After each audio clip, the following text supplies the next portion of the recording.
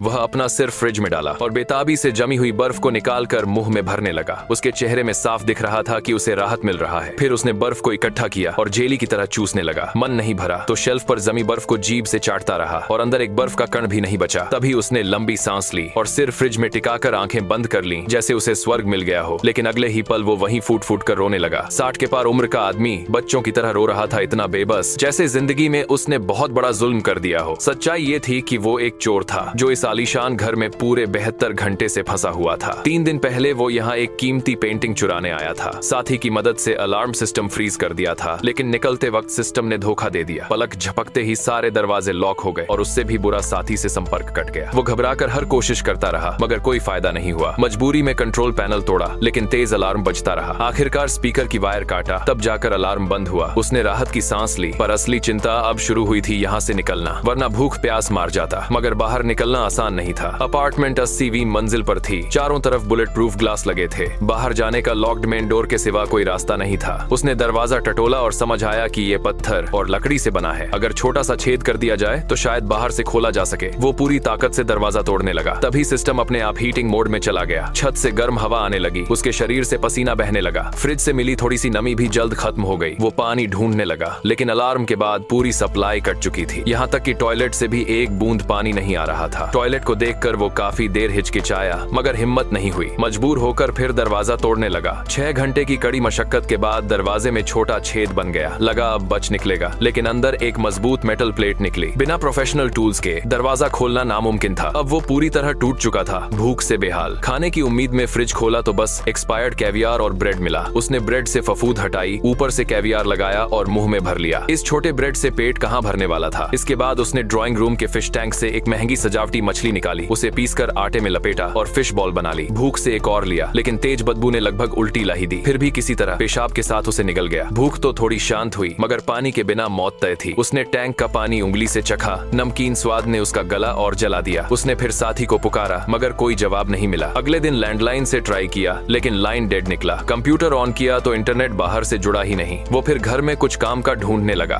तभी टेबल पर रखे फल दिखे, जो असल में पत्थर के शोपीस थे। एक उठाकर वजन महसूस किया और दिमाग में आइडिया आया। बिस्तर पर चढ़कर पूरी ताकत से खिड़की पर दे मारा। पत्थर टूट गया, लेकिन कांच जैसे का वैसा रहा। वो पूरी तरह बेबस था। तभी उसकी नजर ऊपर लगे वेंटिलेशन डक्ट पर पड़ी। उसने कुछ पल सोचा और अचानक उसके दिमाग में एक बेहद जोखिम भरा, लेकिन शायद आखिरी रास्ता हो।